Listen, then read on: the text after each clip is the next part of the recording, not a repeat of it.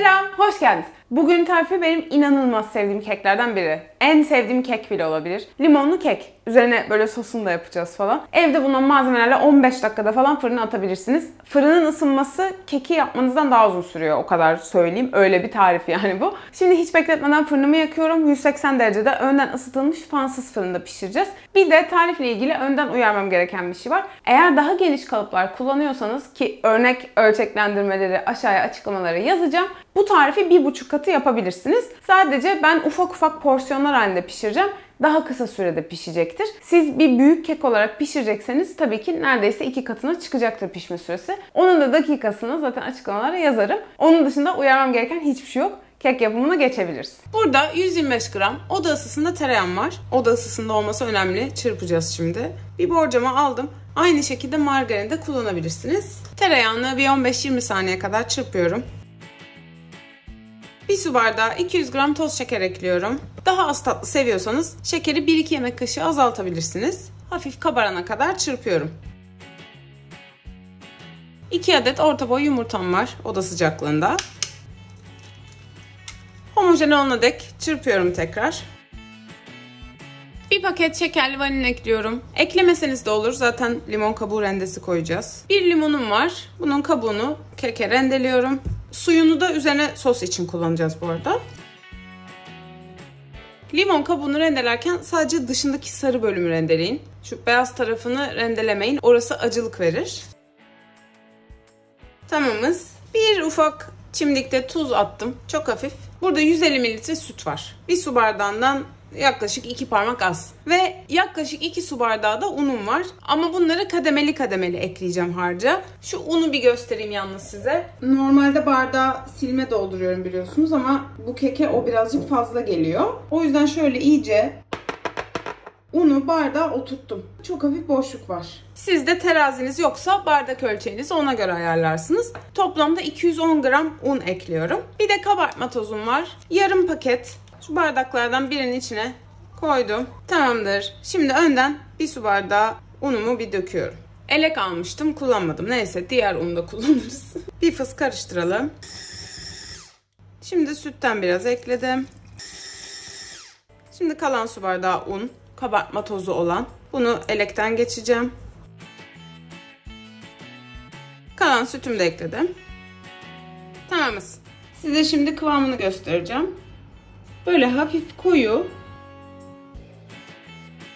Tereyağı kullandığımız için diyelim ki soğuk süt kullandınız ya da yumurtalarınız soğuktu. İçindeki yağı donduracağı için daha koyu kıvamlı bir harcınız olur. Şimdi tepsiye dizdiğim kalıplarımı aldım. Böyle cupcake kalıpları ya da bu tip kalıplarda yapacaksanız tam ağzına kadar doldurmayın. 4'te 3'ünü doldurun. Ben de şimdi öyle yapacağım.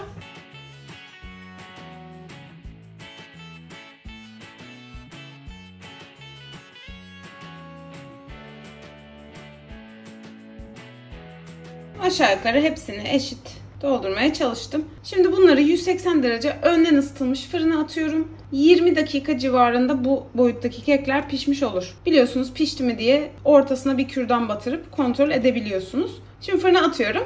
Kekler pişti. 21 dakika kadar fırında kaldılar. Şöyle tam ortasına bir kürdan batırıp temiz çıktığında fırından alabilirsiniz. Kalıptan çıkarmak için oda ısısına gelmelerini bekleyeceğim. Tamamen soğusunlar. Zaten sosu falan da o zaman yaparız.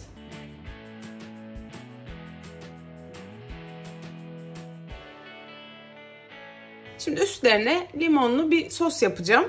Ama önce bir sade tadına bakalım. Şöyle size iç dokusunu da göstermiş olurum.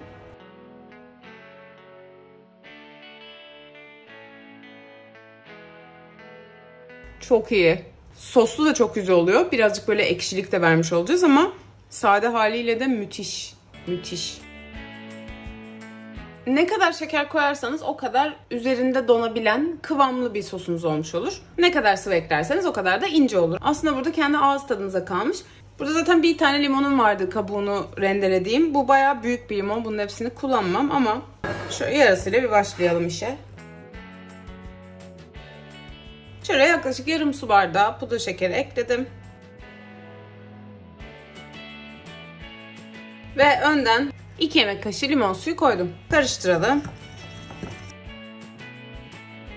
Yarım kaşık daha ekledim. Şöyle çok katı değil kıvamı. Burada hakikaten ağız tadınıza göre ayarlayabilirsiniz. Şöyle kekleri batırıyorum.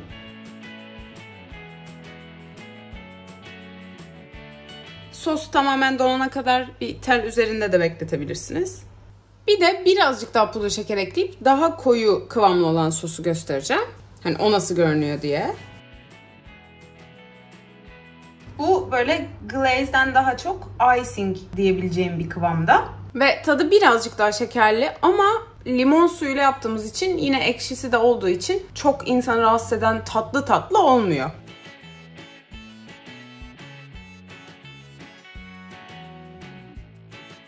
Bunu da böyle bir kaşık yardımıyla sürebilirsiniz. Aynı şekilde şöyle cupcake gibi yaptıysanız da mesela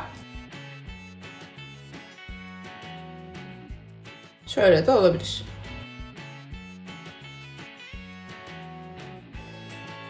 Sade halini zaten tatmıştım. Şimdi bunun tadına bakacağım. Birazcık oda sıcaklığında beklettim bu arada. Üstü bayağı çıtır. Acayip. Çok iyi. Çok iyi. Kuru değil. Benim için bir kekteki en önemli şeylerden biri. Biz okuldayken şöyle bir yarışma yapardık. Bir marka vermeyeceğim ama bir tane keki 40 adımda bitirmeye çalışırdık ve o böyle hani o kadar kuru olur ki böyle leblebi tozu gibi, yani asla yutamazsın 40 adımda falan. Hani bu keki 25 adımda yutarsınız. Öyle anlatayım yani. Kendiliğinden nemli. Üzerinde sos olsun olmasın ve acayip lezzetli. Umarım denersiniz. Yapması çok kolaydı. Hem keki hem sosu. Kalıp ölçülerinden zaten bahsetmiştim. Ama sorularınız olursa aşağı yorumlara yazabilirsiniz. Görmek istediğiniz diğer tarifleri de aşağı yorumlara yazabilirsiniz. Kanalı desteklemek istiyorsanız videoyu beğenip kanala abone olabilirsiniz. Benim için yapabilecekleriniz bunlar. Kendiniz için de bu keki deneyebilirsiniz. Çünkü çok başarılı. Başka da bir şey yoktu bugünlük. Beni izlediğiniz için çok teşekkür ederim. Önümüzdeki videoya kadar kendinize iyi bakın. Görüşmek üzere. Bay bay. Başka bir şey vardı. Hatırladım. Bir yandan sorularınız varsa aşağı sorun diyorum. Bir yandan soru sorarsınız diye ödüm kopuyor. Her şeyi videoda açıklamaya çalışıyorum.